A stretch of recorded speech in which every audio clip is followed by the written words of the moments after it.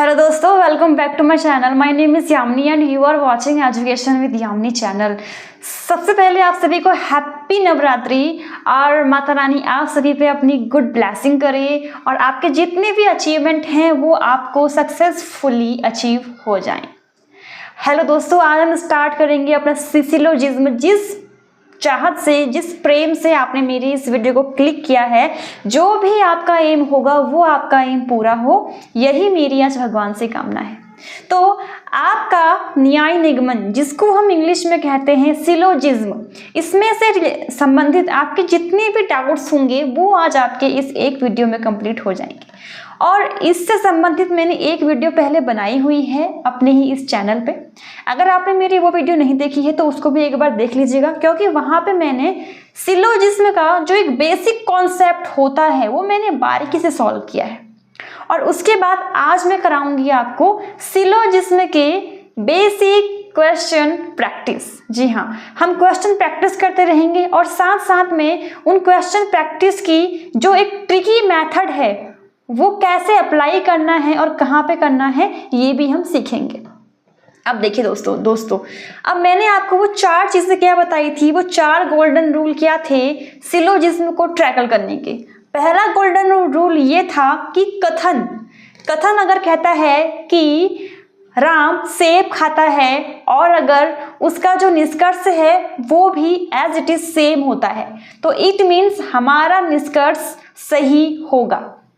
और अगर दूसरा गोल्डन रूल ये मैंने बोला था आपसे कि अगर कथन दिया गया है कि राम सेब खाता है बट निष्कर्ष उसका ये है कि राम सेब नहीं खाता है, तो इसका मतलब ये हुआ कि वो निष्कर्ष एकदम गलत है। क्योंकि जो भी कथन दिया गया है, चाहे वो मैंने लिखा हो चाहे वो एग्जामिनर ने लिखा हो, जो भी कथन लिखा है हमको कथन के अकॉर्डिंग चलना है, ना कि अपने मन के मुताबिक। तीसरा गोल्डन रूल, अगर कथन में ये है जो अप्राकृतिक चीज है जो कभी नहीं हो सकती, जैसे धरती आसमान में है, आसमान धरती पे है, अगर ये भी लिखा हुआ है तो आपको स्टेटमेंट यानी कि कथन के हिसाब से ही चलना है।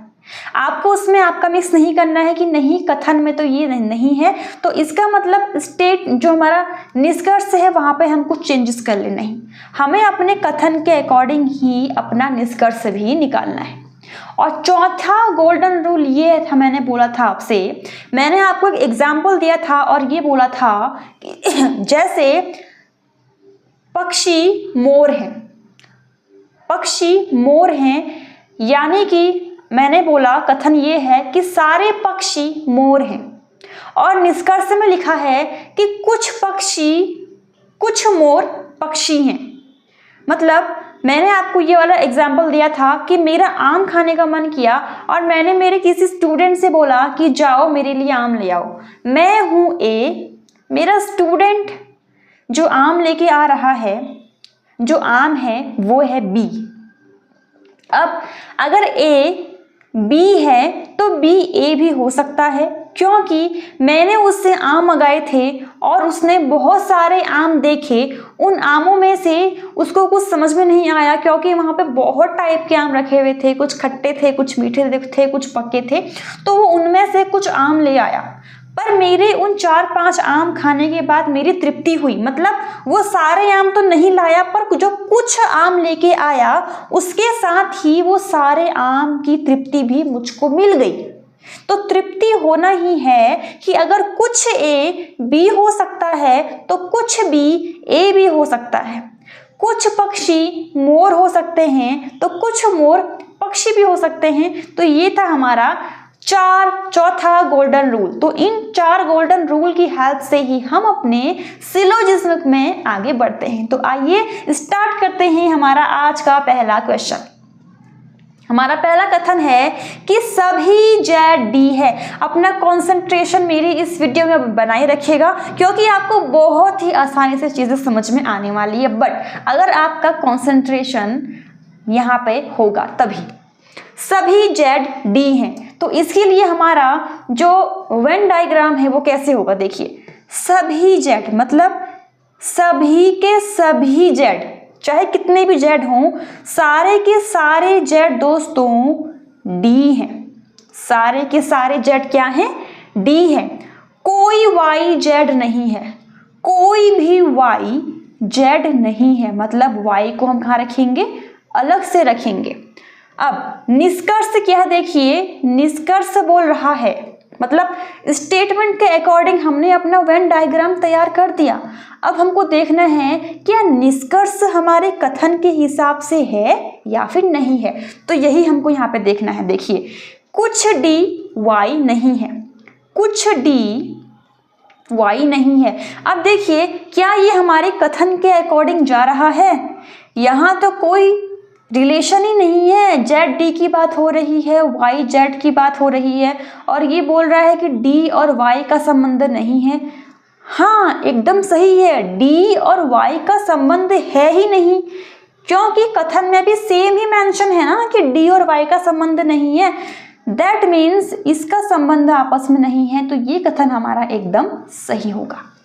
दूसरा निष्कर्ष क्या है, कुछ जेड वाई नहीं है, कुछ जेड वाई नहीं है।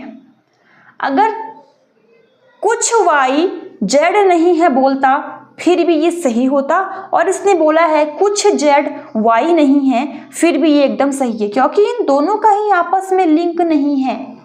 ठीक है, y का ना z से लिंक है ना y का d से लिंक है, तो इसका मतलब z और y का आपस में कुछ भी लिंक नहीं है, ये एकदम सही बोल रहा है। अब देखिए तीसरा निष्कर्ष क्या है, कुछ d z है, कुछ d z है। देखिए पहला कथन देखिए सभी जेड डी हैं, तो क्या कुछ डी जेड नहीं हो सकते? अगर मैंने आपसे आम मंगाए थे, आप उसमें से कुछ आम ले आए, तो क्या वो कुछ आम के साथ में उन सारे आमों की मुझे तृप्ति मिली या फिर नहीं मिली? मिली है ना, ऑफ कोर्स। तो इसका मतलब कुछ डी जेड हैं, एकदम राइट है। तो इसका मतलब हमारे निष्कर्ष 1 2 3 यानी कि सभी के सभी निष्कर्ष हमारे A to Z राइट हैं। ओके, अब बढ़ते हैं हमारे नेक्स्ट क्वेश्चन की ओर। तो देखिए कथन दूसरा क्या बोलता है कि कुछ विद्यालय घर हैं। अब इसका वेन डायग्राम कैसे बनना है ये देखते हैं। अब कुछ विद्यालय, ये है आपका विद्यालय, ये है आपका विद्यालय, कुछ विद्यालय घर हैं, मतलब विद्यालय में से कुछ पार्ट क्या है, उसका घर है। चाहे आप वो पार्ट यहाँ से लो, चाहे वो पार्ट आप कहीं से भी लो, यहाँ से लो, यहाँ से लो, कुछ पार्ट विद्यालय का क्या है, घर है। कुछ महाविद्यालय विद्यालय हैं, कुछ महाविद्यालय विद्यालय हैं, तो कुछ महाविद्यालय यहाँ आ गया, कुछ महाविद्यालय क्या है, विद्यालय हैं। इसका कुछ पार्ट क्या है, विद्यालय है। ओके, अब देखिए निष्कर्ष हमसे क्या बोलता है, निष्कर्ष हमारे कथन के हिसाब से ही होना चाहिए भाई। अगर हमें A to Z निष्कर्ष कथन के अकॉर्डिंग लगा तभी हम उसे सही मानेंगे, वरना उसे हम सही नहीं मानने वाले। कुछ महाविद्यालय घर हैं, कुछ महाविद्यालय घर कैसे हो सकते हैं? देखिए विद्यालय कुछ घर हो सकते हैं, महाविद्यालय विद्यालय हो सकते हैं, बट महाविद्यालय का घर से कोई संबंध है ही नहीं। इसका मतलब ये एकदम गलत बोल रहा है दोस्तों, ये एकदम क्या बोल रहा है, गलत बोल रहा है। ओके, यहाँ नीचे है। अब देखिए दूसरा निष्कर्ष क्या है, कुछ महाविद्यालय घर नहीं है, कुछ महाविद्यालय घर नहीं है, तो ये क्या बोल रहा है, कुछ महाविद्यालय क्या घर हैं, नहीं है ना। तो ये एकदम सही बोल रहा है कि महाविद्यालय तो घर है ही नहीं, तो इसका ये एकदम सही हो गया। मतलब निष्कर्ष 2 ओनली सही है। ठीक है, ये हमारा निष्कर्ष 2 है जो एकदम सही है, अगर आपको अच्छे से दिख रहा होगा तो। आई होप कि आपको समझ में आ रहा होगा। अब बढ़ते हैं हमारे तीसरे वेन डायग्राम की ओर। कथन तीसरा क्या बोलता है, कोई भी बी ए नहीं है, कोई भी बी ए नहीं है।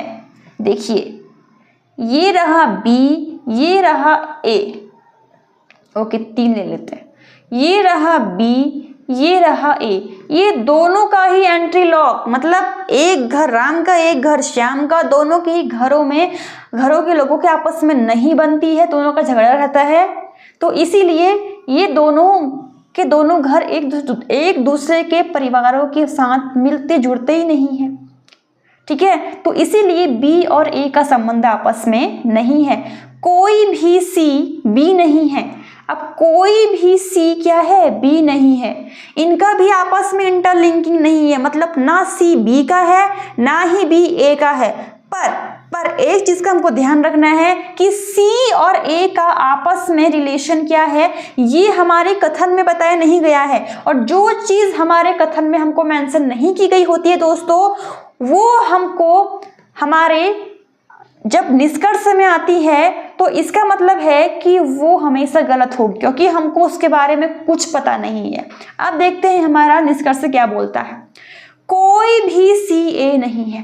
अब कोई भी सी ए नहीं है, क्या ये आपके कथन में मेंशन हुआ है? सी ए नहीं है, यहाँ पे लिखा है बी ए नहीं है, सी बी नहीं है, तो ये हम मान सकते थे। पर सी ए के बारे में तो हमसे बात हुई नहीं है, तो हमें नहीं पता। तो ये हमारा क्या है, एकदम गलत है, क्योंकि हमको पता नहीं है क्या इनके आपस में संबंध है या फिर नहीं है। हमको चलना है अपने कथन के अकॉर्डिंग।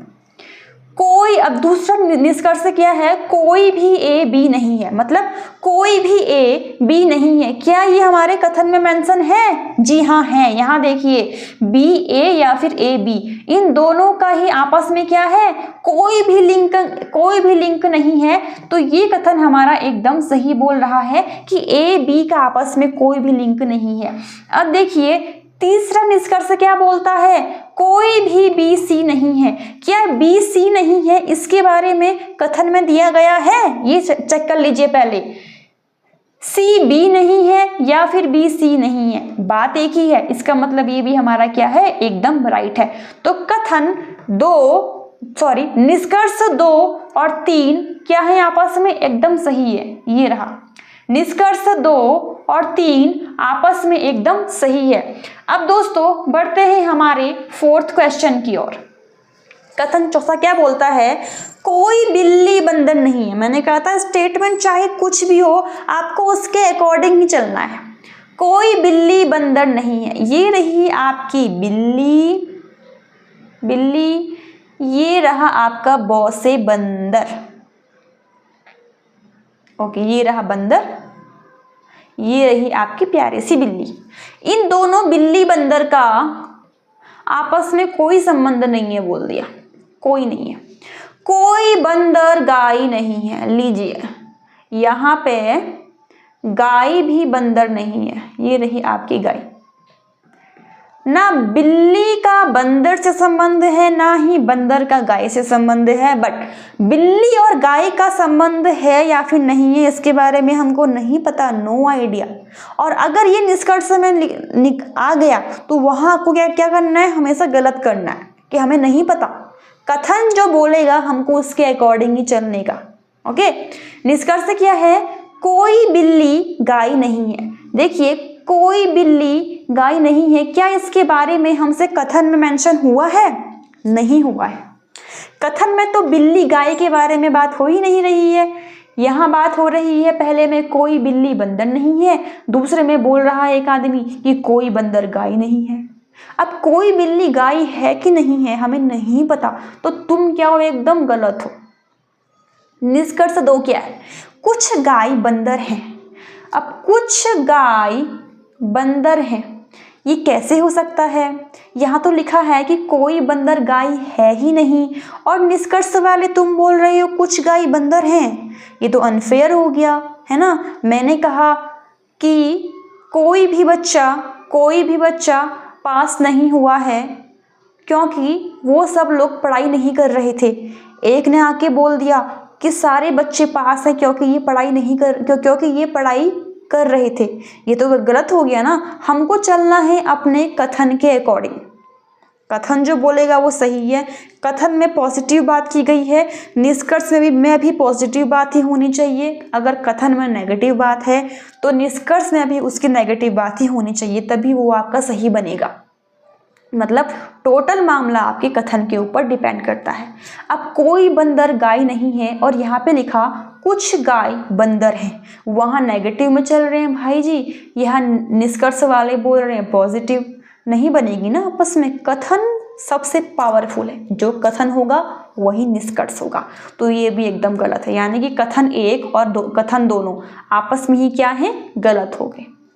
तो दोस्तों अगर आपको मेरी ये वीडियो पसंद आई होगी तो प्लीज़ लाइक सब्सक्राइब कीजिएगा, और हाँ, मेरी पहली वाली वीडियो देखना मत भूलिएगा, क्योंकि वो एकदम डिटेल वीडियो है और मैं आपको ये श्योरिटी दे सकती हूँ कि अगर आपने मेरी ये 2 वीडियोस देख ली तो आइंदा से आपको सिलोजिज्म में कोई भी कन्फ्यूज़न नहीं आने वाली है। तो दोस्तों आज की वीडियो इतनी ही, और अब मिलते हैं हम अपने नेक्स्ट टॉपिक में। तब तक के लिए जय हिंद।